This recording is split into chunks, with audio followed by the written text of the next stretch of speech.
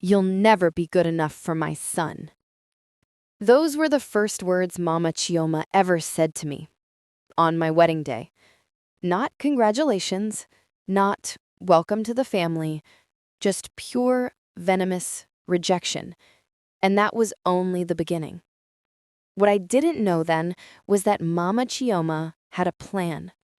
A cruel, calculated plan to destroy my marriage and drive me out of her son's life forever. But here's the twist nobody saw coming, not even me.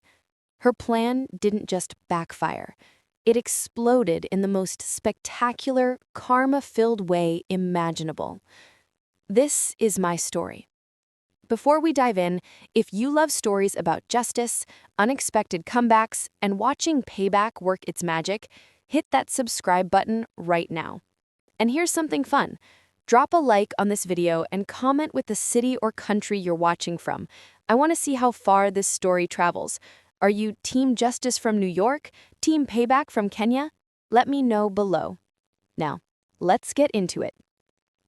I should have known something was wrong when Chidi took my hand 3 months into our relationship and said, "My mother can be particular. Just give her time." Particular. That's what he called it, like she was someone who preferred her tea a certain way or had opinions about throw pillows. I was young, optimistic, and hopelessly in love. I thought I could win anyone over with kindness and patience. Looking back, I was so naive. It almost hurts. The first time I met Mama Chioma was at a family dinner. I'd spent the entire day preparing. I bought a modest dress, practiced conversation topics, even baked her favorite lemon cake from a recipe Chidi's sister secretly sent me. I wanted to make the perfect first impression.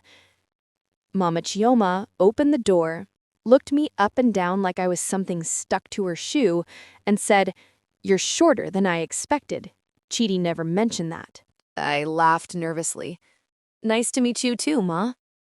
She didn't laugh back. "It's Mama Chioma to you. Ma was my mother-in-law, and you're certainly not on her level." The evening only got worse from there. She critiqued everything: my posture, my education, my family background, even the way I held my fork. When I presented the lemon cake, she took one bite, made a face, and said, "Store-bought would have been better. At least they have quality control."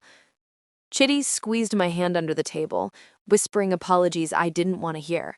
His sister, Adaeze, shot me sympathetic looks, but no one stood up to Mama Chioma.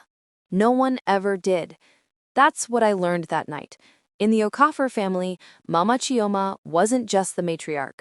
She was a queen on a throne, and everyone else was merely her subjects. The engagement from hell. When Chidi proposed 6 months later, I cried tears of joy. When we told his family, Mama Chioma cried too, but for very different reasons. "You're making a mistake, Chidi," she announced in front of everyone, not even bothering to lower her voice. "This girl is not suitable for our family. She has no connections, no breeding, no—" "Mom, I love her," Chidi interrupted, his voice firm but his hand trembling in mine. "Love," Mama Chioma spat the word like poison. "Love fades, son. Status and class are forever. You could marry Ngozi Eze. She's perfect for you, from a good family, well-educated, and she understands people like us." Ngozi Eze.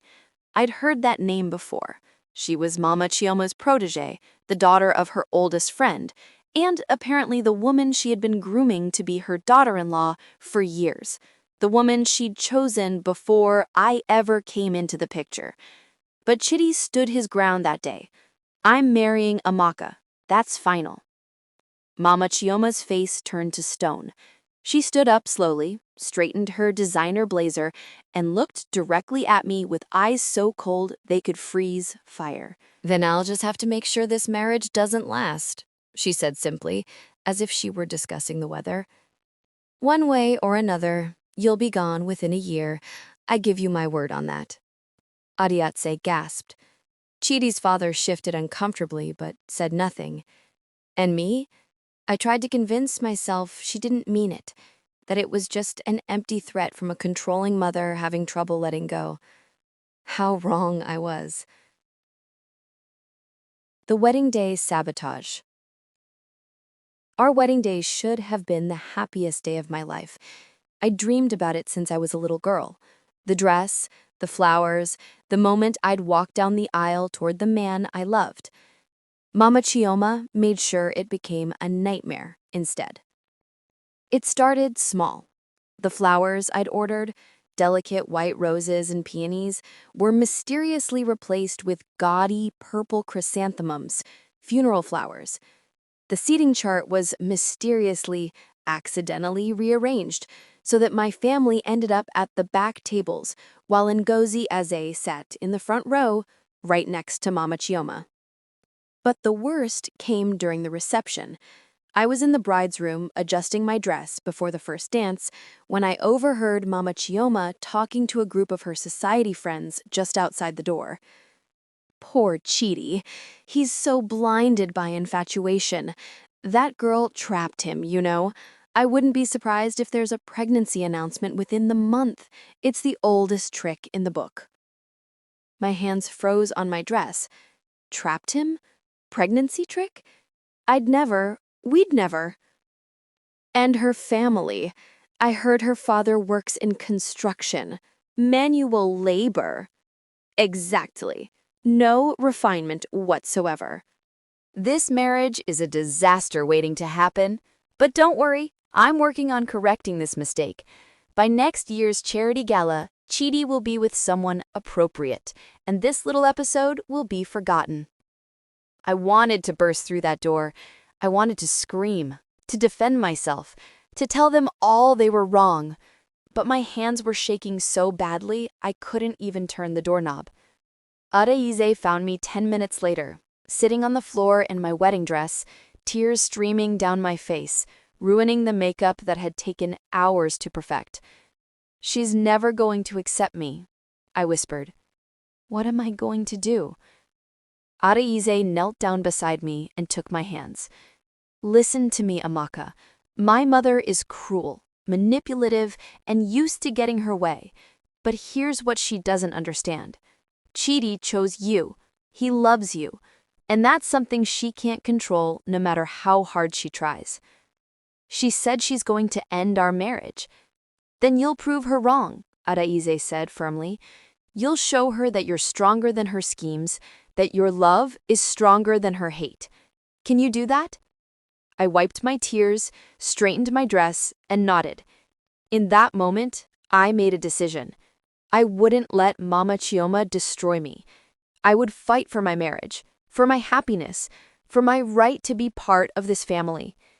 What I didn't know was that Mama Chioma's plan was already in motion, and it was far more cruel than I could have ever imagined.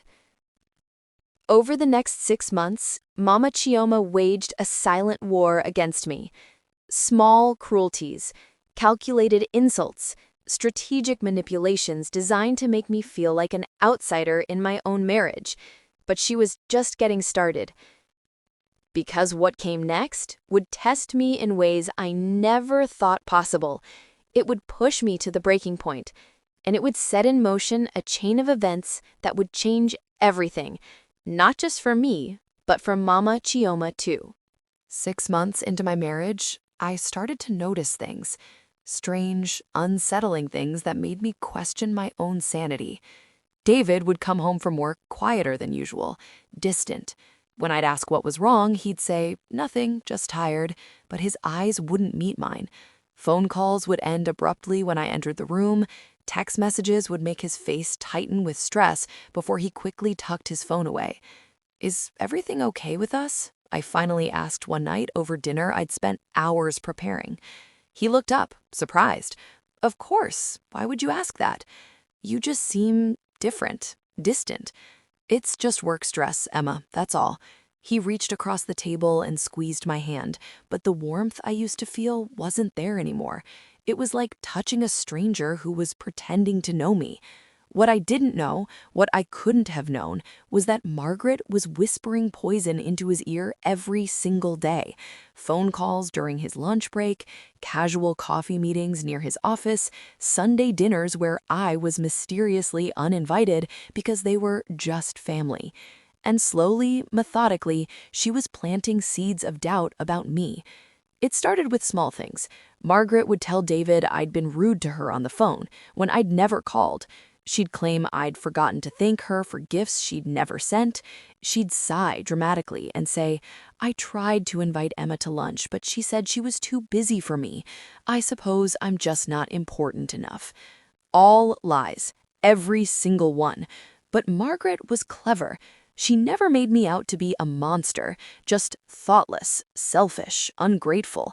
The kind of small character flaws that seem believable, that add up over time until they paint a complete picture of someone who doesn't quite fit. Then came the bigger lies.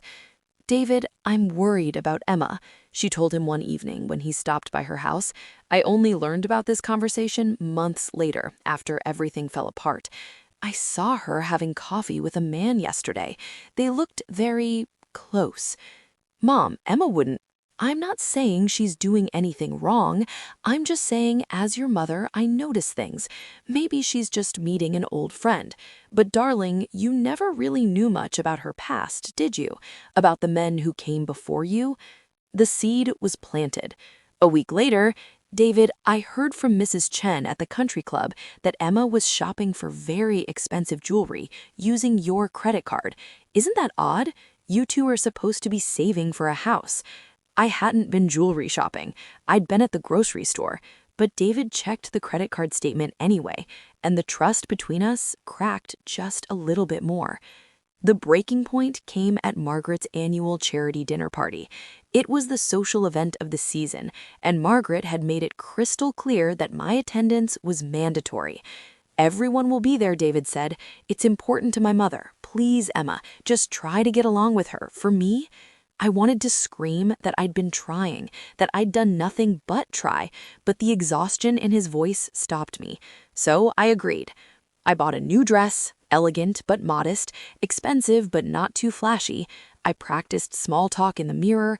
I prepared myself mentally for Margaret's inevitable criticisms. I was determined to be perfect.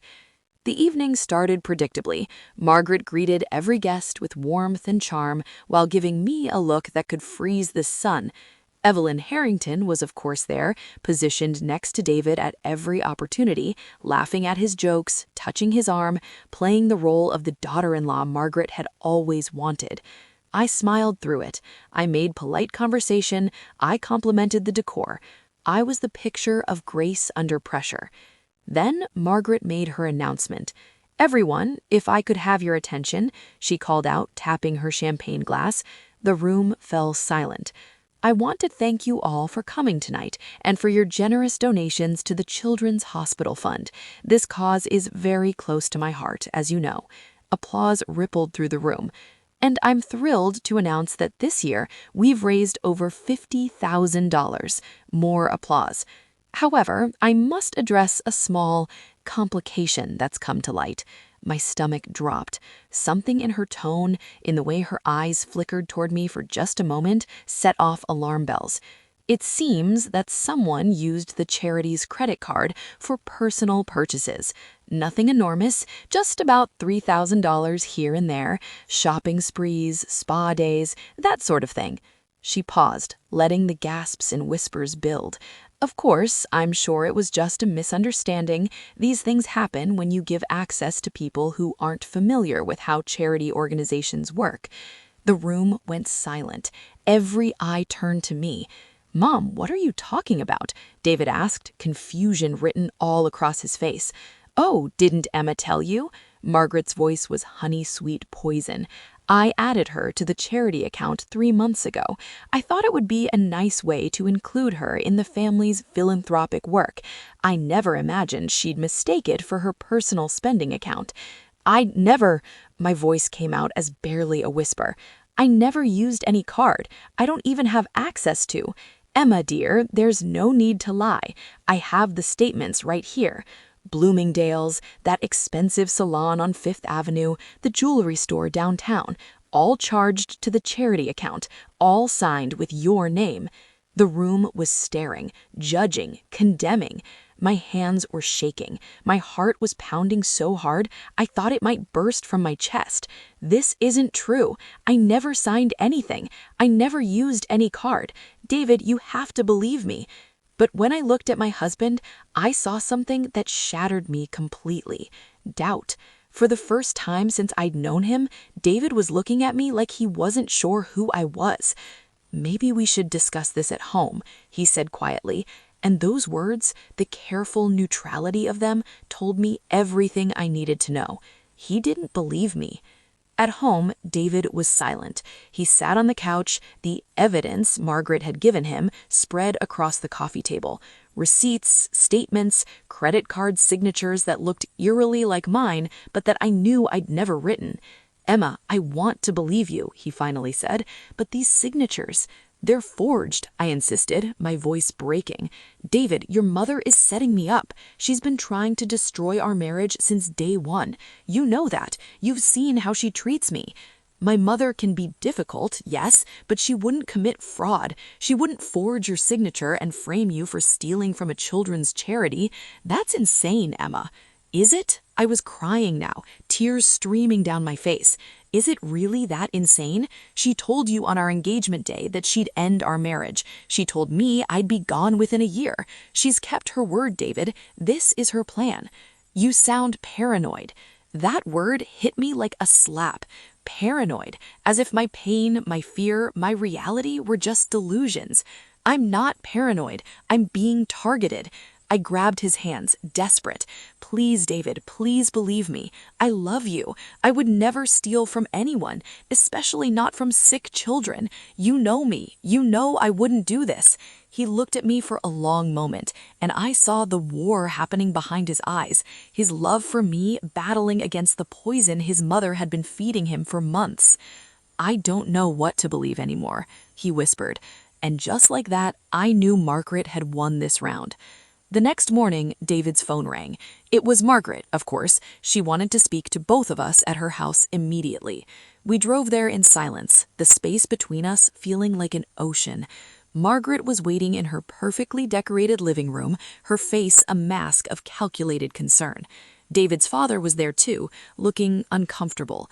Sarah was absent. Later, I'd learned Margaret had deliberately excluded her, knowing Sarah would defend me. "David, Emma, please sit," Margaret said, as if we were business associates instead of family. "Mom, what's this about?" David asked. "I've been thinking about the incident last night, and I've decided not to press charges." "Press charges?" I gasped, "for something I didn't do?" She ignored me completely, directing all her attention to David. "However, I do have some conditions.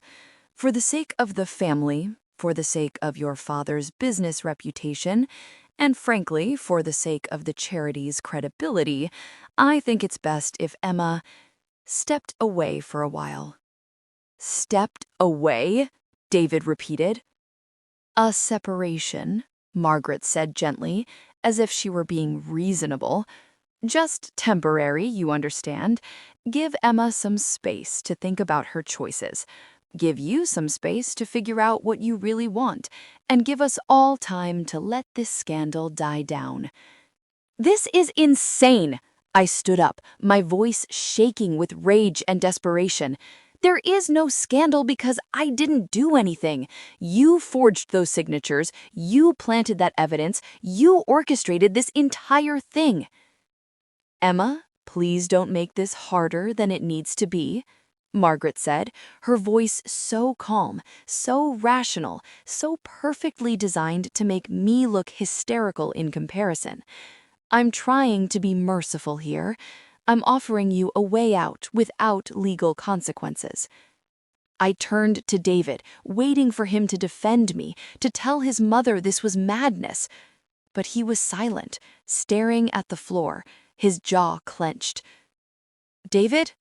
My voice broke on his name. "Maybe—" He finally looked up at me, and the pain in his eyes was real, but so was the doubt. Maybe some space would be good, just for a little while, until we figure this out. The world tilted. Everything I'd feared, everything I'd fought against for the past 6 months was happening. Margaret was winning, and I was powerless to stop it. "If I leave, she wins," I said quietly. "You know that, right? This is exactly what she wanted from the beginning." "I just need time to think, Emma, please." I looked around the room, at Margaret, barely concealing her triumph, at David's father, too cowardly to intervene, at my husband, the man I loved, who was choosing his mother's lies over my truth. "Fine," I heard myself say, my voice hollow. "I'll go." I moved into a small apartment across town. Sarah helped me, crying the entire time, apologizing for her mother's cruelty and her brother's blindness. "He'll realize the truth," she kept saying. "He will. He just needs time." But days turned into weeks, and David's calls became less frequent. The separation that was supposed to be temporary started feeling permanent. I'd text him about random things, a memory we'd shared, a song that reminded me of him, and his responses became shorter and shorter until they stopped altogether. Meanwhile, through Sarah, I heard about what was happening on the other side. Evelyn Harrington was coincidentally at every family dinner. Margaret was supporting David through this difficult time by setting up lunches and theater outings with Evelyn. The narrative was being rewritten. Emma the gold digger, Emma the thief, Emma the mistake, and Evelyn the perfect woman who'd been there all along. I felt myself breaking. The isolation was suffocating. My own family didn't fully understand what was happening. How could I explain that my mother-in-law had orchestrated an elaborate scheme to frame me for fraud? It sounded like something from a soap opera, too dramatic to be real. But it was real, and I was living it, alone. One night, sitting in my tiny apartment, eating dinner by myself for the 23rd night in a row, my phone buzzed with a text from an unknown number. It was a photo. David and Evelyn at a restaurant, laughing, her hand on his arm. Below it, a message. "Thought you should know. A friend." I didn't have to wonder who sent it. Margaret wanted me to see that she was winning, that she was erasing me from David's life, replacing me with the daughter-in-law she'd wanted all along. That night, I cried until I had no tears left. I'd fought so hard, tried so much, and it had all been for nothing. Margaret's plan was working perfectly. But what I didn't know, what none of us knew, was that Margaret's perfect plan had a fatal flaw, and that flaw was about to be exposed in the most unexpected way. I'd been living in that tiny apartment for 2 months when I hit rock bottom. Not the dramatic kind you see in movies, but the quiet kind. The kind where you realize you've stopped fighting because you're too tired to care anymore. I'd lost 12 pounds. I hadn't painted my nails in weeks. I wore the same 3 outfits on rotation because getting dressed felt pointless. My phone barely rang anymore, except for Sarah's daily check-in calls that I sometimes didn't answer because I couldn't bear to hear the pity in her voice. David had filed for a legal separation. His lawyer sent the papers to my apartment with a note that read, "Please sign and return at your earliest convenience," like our marriage was just paperwork to be filed away and forgotten. I held those papers for 3 days, staring at the signature line, unable to make my hand move. Signing meant admitting defeat. It meant Margaret had won completely. It meant the life I dreamed of was officially over. On the 4th day, I decided to sign them. I was sitting at my kitchen table, pen in hand, tears blurring the words on the page, when someone knocked on my door. I wasn't expecting anyone. Sarah always called first. My family was 3 states away. For a moment, I considered not answering. I looked terrible, I felt worse, and I didn't want anyone's sympathy or judgment. But the knocking persisted, firm, insistent, not going away. I dragged myself to the door and opened it, fully prepared to tell whoever it was to leave me alone. standing in my doorway was the last person I ever expected to see, Evelyn Harrington. "Before you slam the door in my face," Evelyn said quickly, holding up her hands, "please just give me 5 minutes. I know you have no reason to trust me, but I have something you need to see." I stared at her, too shocked to respond. Evelyn Harrington, Margaret's protege, the woman who was supposed to replace me, the woman in that restaurant photo with my husband. "What are you doing here?" I finally managed.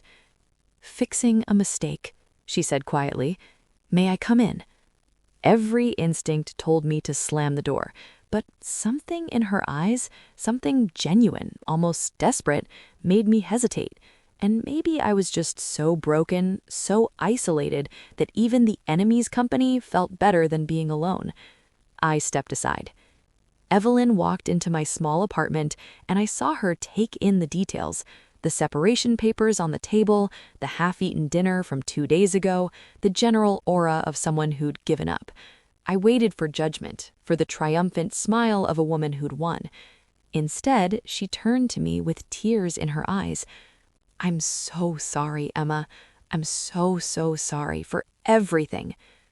We sat at my kitchen table, and Evelyn told me a story I never could have imagined.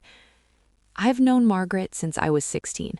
My mother and Margaret have been best friends for decades. Growing up, I spent every holiday, every summer, practically every weekend at the Patterson house. Margaret treated me like the daughter she never had. She'd take me shopping, to charity events, introduced me to all the right people. It was intoxicating, honestly. The attention, the affection, the feeling of being special." I listened, not understanding where this was going. "When I was 22, Margaret sat me down and told me about her plan. She said David needed to marry the right kind of woman, someone who understood their world, someone from the right family, someone like me. She'd been grooming me for years, and I didn't even realize it." "So you knew," I said bitterly. "You knew she wanted you to marry David." "Yes," Evelyn admitted, shame coloring her cheeks. "But here's what I didn't know at the time. David never wanted me. He was never interested in me romantically, not once in all the years we'd known each other. But Margaret kept pushing, kept orchestrating situations to throw us together, kept telling me that he was just shy, that he needed time." She paused, gathering courage. "Then you came along, and David fell in love with you so completely, so obviously, that even I couldn't deny it. I was jealous at first, I won't lie.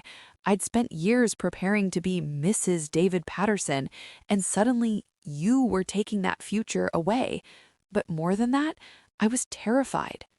"Terrified? Of what?" "Of losing Margaret." Evelyn's voice cracked. "She was like a mother to me, Emma. My own mother is cold and distant, always has been. Margaret filled that void. The thought of disappointing her, of losing her approval, was unbearable. So when she came to me with her plan to get rid of you, I went along with it." My blood ran cold. You knew about everything." "Not at first," Evelyn said quickly. "I knew she was making your life difficult, the comments, the exclusions, the general hostility. I told myself that was just Margaret being protective of David, that she'd eventually accept you. But then, about 4 months ago, she asked me to do something that crossed a line." She reached into her purse and pulled out a manila envelope. "She asked me to forge your signature on those charity receipts." The room started spinning. You're the one who—" "Yes." Evelyn's tears were flowing freely now. "She gave me samples of your handwriting, thank you cards you'd sent, notes you'd written. She made me practice your signature for weeks until I could replicate it perfectly. Then she had me sign all those receipts, creating evidence that you'd been stealing from the charity." I couldn't breathe. The betrayal was so complete, so calculated, so much worse than I even imagined. "Why?" I finally choked out. "Why would you do that?" "Because I was weak, because I was desperate to please Margaret, because I convinced myself that you were wrong for David, and I was helping fix a mistake. I told myself so many lies to justify what I was doing. But Emma, the truth is, I was just selfish and cruel. She pushed the envelope across the table toward me. But I can't do this anymore. I can't watch an innocent person's life be destroyed because I was too cowardly to stand up to a manipulative woman. So here's everything, all the evidence you need to prove your innocence. My hands shook as I opened the envelope. Inside was everything. Copies of the original receipts before Evelyn had forged my signature, photos of Margaret's detailed instructions written in her own handwriting, text messages between Margaret and Evelyn discussing the plan, bank statements showing that Margaret had funded all the purchases herself, then framed them as charity fraud. Even a recording. Evelyn had started secretly recording their conversations weeks ago when her conscience finally began to overwhelm her. I listened to Margaret's voice on the recording, cold and calculated. Make sure the signatures look natural, not too perfect, but close enough that David will believe she did it. We need him to doubt her completely. Once he doubts her, he'll turn to you, and Emma will have nowhere to go but away from my son. Tears streamed down my face, but they weren't different tears than I'd cried for the past 2 months. These were tears of vindication, of relief, of rage. "Why now?" I asked Evelyn. "Why are you telling me this now?" Evelyn wiped her eyes. "Because last week, I watched Margaret convince David to file for legal separation. I was there when she told him that you'd probably take him for everything in the divorce, that you'd been planning this all along, that you were dangerous. And David believed her, Emma. He looked broken, but he believed her." She took a shaky breath. Then she turned to me and smiled, and she said, "Now we can finally move forward with our original plan. David will be single soon, and you will be there to comfort him. We'll wait a respectable amount of time, of course, but by next summer you two will be engaged, and this entire unpleasant chapter will be forgotten." "And that's when you realized," I said softly. "That's when I realized I'd helped destroy an innocent woman's life so that I could trap a man who doesn't love me into a marriage he doesn't want, all to please a woman who sees people as chess pieces instead of human beings." Evelyn's voice was hollow. "I went home that night and couldn't sleep. I kept thinking about what Margaret said, that you'd be forgotten, like you never were real, never mattered, never existed. And I realized I'd become just like her, cold, calculating, cruel." She stood up, gathering her things. "I'm leaving town tomorrow. I've already told Margaret I can't be part of her life anymore, which means she's probably destroying my reputation as we speak. But I needed to give you this first. You deserve the truth." "You deserve justice, and David deserves to know what his mother really is." I stood too, and for a moment we just looked at each other, two women whose lives had been manipulated by the same monster. "Thank you," I whispered. "I know this cost you everything." "It should have cost me everything," Evelyn said. "I just hope it's enough to give you back what I helped take away." And then she was gone, leaving me alone with the evidence that could change everything. I didn't sleep that night. I couldn't. I sat at my kitchen table, going through every piece of evidence Evelyn had given me, and I felt something I hadn't felt in months: power. Margaret had been so careful, so meticulous in her cruelty, but she'd made one fatal mistake. She'd trusted Evelyn completely. She'd never considered that her perfect protégé might develop a conscience. She'd never imagined that the same person she'd used to destroy me might be the one to destroy her instead. By sunrise, I had a plan. I called Sarah first. "I need your help, and I need you to trust me completely." "Always," she said without hesitation.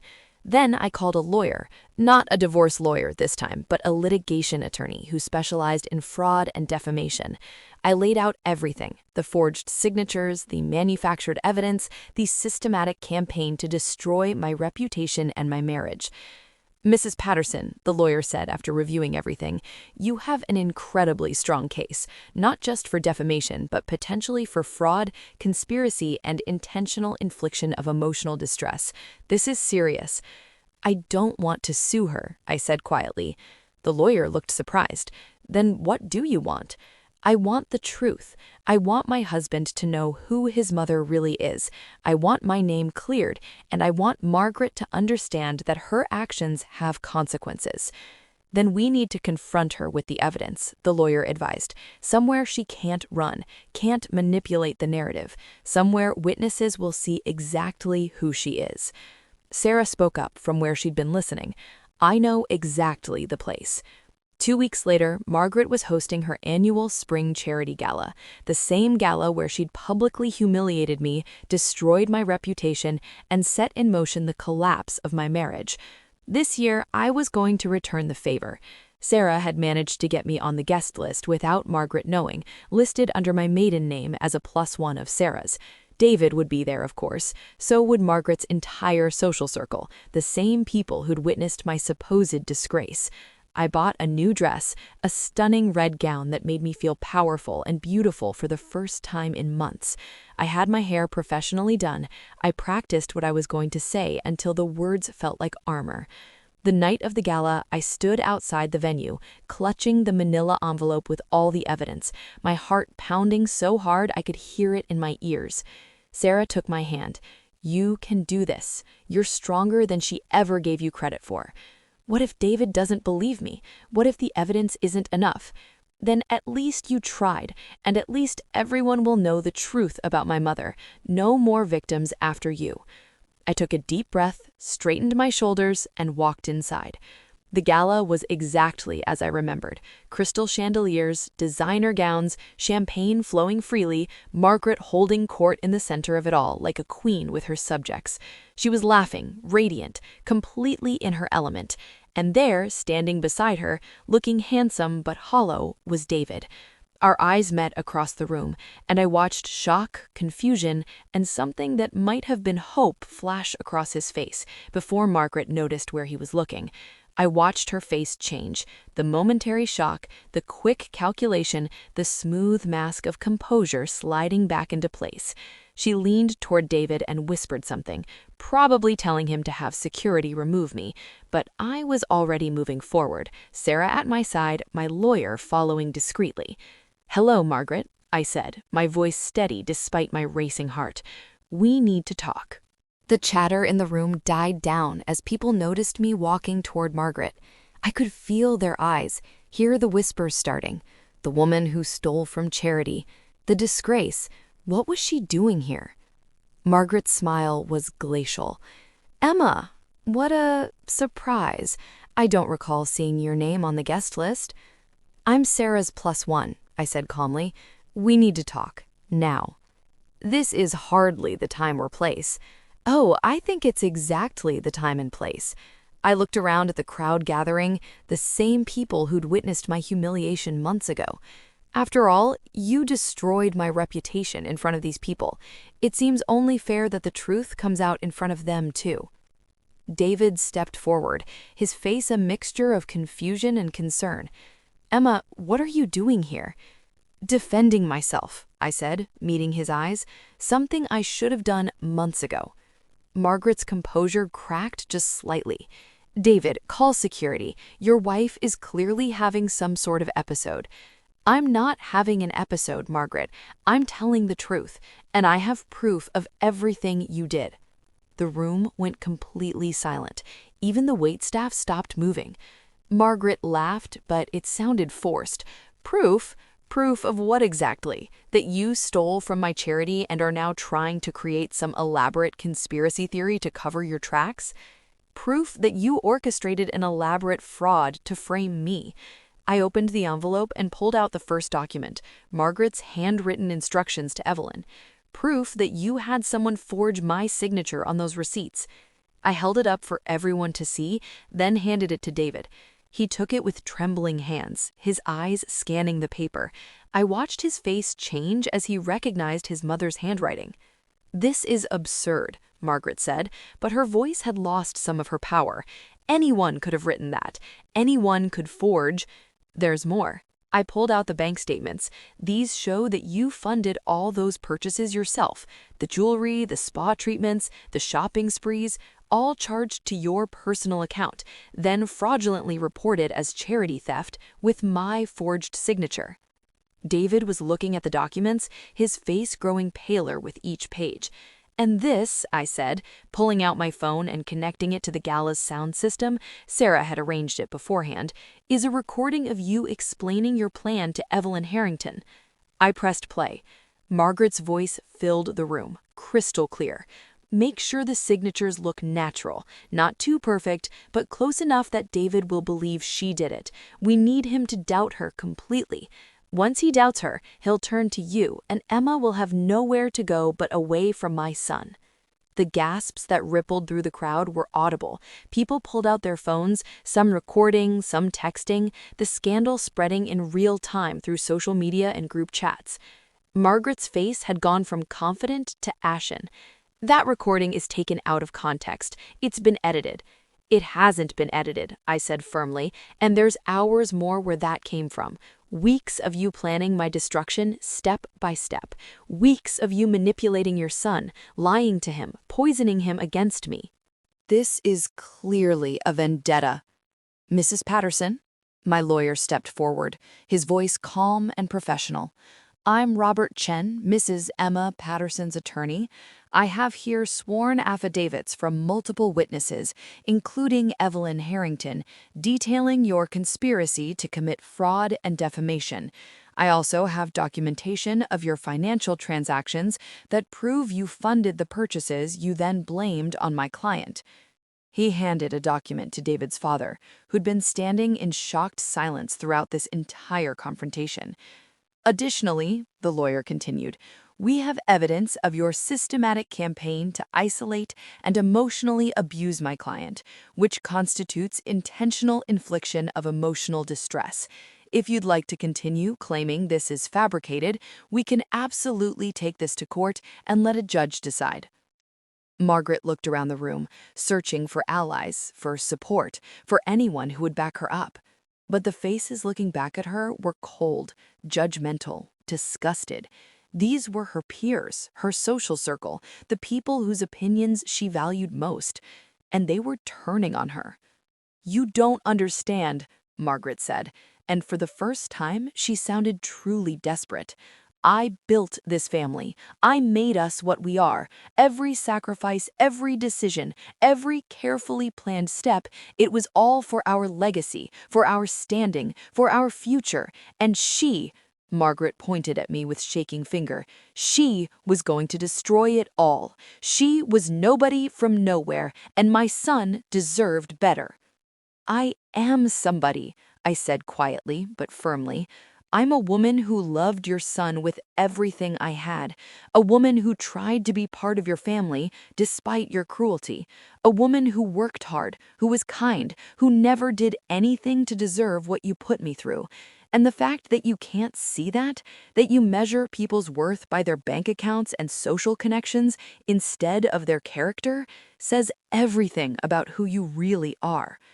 The room was so quiet you could hear a pin drop. You didn't lose David because of me, I continued. You lost him because you couldn't love him without trying to control him. You couldn't accept his choices unless they aligned with your plans. And now you've lost everything because you were so focused on destroying me that you destroyed yourself instead. The fallout began.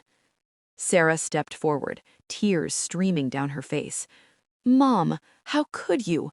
Emma has been nothing but kind and patient, and you systematically tortured her. You turned David against his own wife. You committed fraud. And for what? Your pride? Your need to control everything? Sarah, you don't understand. No, Mom, you don't understand. Sarah's voice was filled with years of pain. You've been controlling all of us for so long that you can't even see how toxic you've become. You made Dad into a silent accomplice. You tried to force David into a marriage with a woman he doesn't love. You've criticized and manipulated me my entire life, and Emma was just the first person brave enough to stand up to you. David's father finally spoke, his voice heavy with something that sounded like defeat mixed with resignation. Margaret, we need to leave. Now. Robert, you can't possibly believe. I believe the evidence, and more importantly, I believe I've been enabling this behavior for far too long. We're leaving.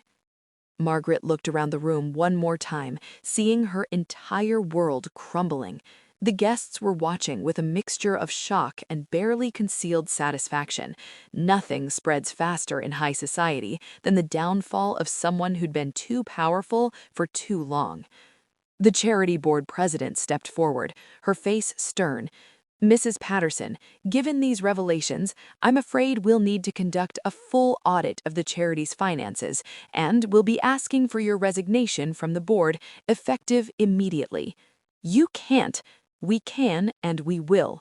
This organization's reputation has been damaged by your actions. We need to begin damage control. One by one, I watched Margaret lose everything she'd valued.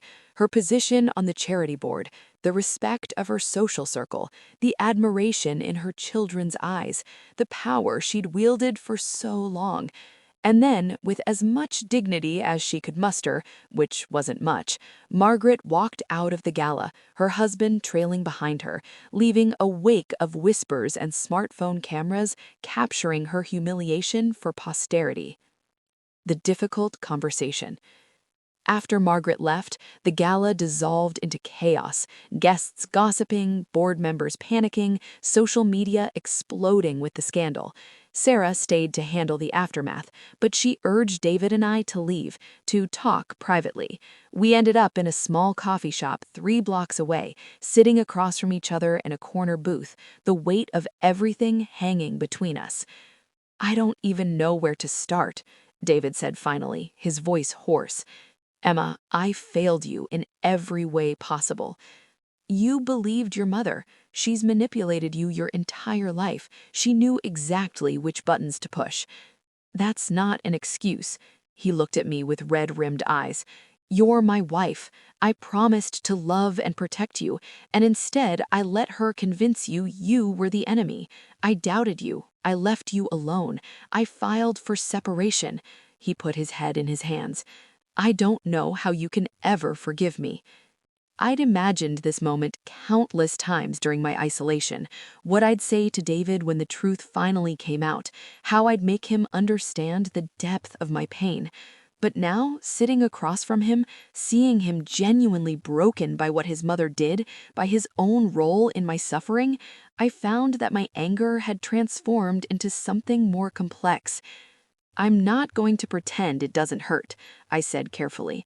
The fact that you doubted me, that you believed forged evidence over my word, that you let your mother's poison work, it broke something between us, David. Something fundamental. I know. His voice was barely a whisper. But I also understand that Margaret has been manipulating you since childhood, that she's an expert at making lies look like truth, at making cruelty look like love. You were her victim too, just in a different way. He looked up at me, hope and despair warring between his expression. I'm not saying I can just forgive and forget, I continued. I'm not saying we can go back to how things were, because we can't. Too much has happened. Too much damage has been done. But, he leaned forward, desperate. But I still love you. Somehow, despite everything, I still love you. And maybe if you're willing to do the work, real work, like therapy, like setting boundaries with your mother, like rebuilding trust from the ground up, maybe we can find a way forward. Tears rolled down David's cheeks. I'll do anything. Therapy, boundaries, whatever it takes. Emma, I'll spend the rest of my life making this up to you if you'll let me. It's not about making it up to me, I said gently. It's about becoming the kind of person who won't let this happen again, the kind of husband who trusts his wife over manipulative evidence, the kind of man who can stand up to his mother when she's wrong. I will be that person, he said with fierce determination. I swear to you, I will be that person.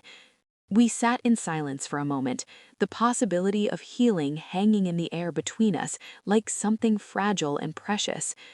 One step at a time, I said finally. He reached across the table, and after a moment's hesitation, I took his hand. That night, alone in my apartment, I wasn't ready to move back yet. I finally let myself feel everything. The vindication, yes, the relief of being proven innocent, the satisfaction of watching Margaret's carefully constructed world collapse. But also the grief for the months I'd lost, the grief for the innocence of my early marriage before I'd learned how cruel family could be, the grief for the trust that had been shattered and might never fully heal. I'd won. I'd exposed Margaret. I'd cleared my name. But the victory felt hollow in a way I hadn't expected. Because the truth was, Margaret had still taken something from me. She'd taken my joy, my security, my ability to trust completely. Even in defeat, she'd left scars that would take years to heal. My phone buzzed. A text from Sarah. "You were incredible tonight. Thank you for standing up to her. Thank you for showing me what courage looks like." Then another text, this one from an unknown number. "This is Evelyn. I heard what happened at the gala. I'm so glad you got your justice. I'm so sorry for the part I played in your pain. I hope you and David can find happiness again. You deserve it." And finally, a text from David. "I love you. I know I don't deserve you, but I love you, and I'll wait as long as it takes to earn back your trust." I set down my phone and looked around my tiny apartment, the place that had been my prison and my refuge. I'd survived. I'd fought back. I'd won. But the real question wasn't whether I'd defeated Margaret. The real question was whether I could rebuild what she'd destroyed. Welcome to the final chapter of this incredible journey. Before we dive into how everything ends, and trust me, there's still one more twist you won't see coming, let's build our global community. Hit that like button and drop a comment telling me where you're experiencing this story from. Are you Team Emma in Toronto? Team Justice in Jakarta? Team Karma in Johannesburg? I want to see our map light up. And if you haven't subscribed yet, what are you waiting for? Hit that subscribe button because stories like this don't tell themselves. Now, let's find out how this all ends. 6 months later. The thing about rebuilding trust is that it's nothing like the movies make it seem. There's no dramatic music swell, no single perfect moment where everything clicks back into place. It's slow. It's messy. It's 2 steps forward and 1 step back. David and I went to therapy, individually at first, then together. We sat in uncomfortable chairs in a small office and unpacked everything. His childhood under Margaret's control, my trauma from her systematic abuse, the way we'd both failed each other when it mattered most. Some sessions, we made breakthroughs. Other sessions, I left angrier than when I'd arrived, reopening wounds I'd thought were healing. Trust isn't rebuilt overnight, our therapist, Dr. Chen, reminded us during a particularly difficult session where I'd broken down crying over something small David had said. "Emma, you experienced profound betrayal. Your brain is now wired to protect you from that happening again. And David, you're learning to recognize manipulation patterns you've been blind to your whole life. This is hard work, but you're both doing it." Slowly, painfully, we started to find our way back to each other. David cut off contact with Margaret completely. Not just reduced contact, complete cutoff. No calls, no visits, no communication whatsoever. It was the hardest thing he'd ever done, he told me, like amputating a part of himself. But it was necessary.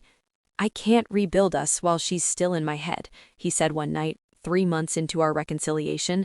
"Every time I hear her voice, I doubt myself. I doubt you. I doubt everything.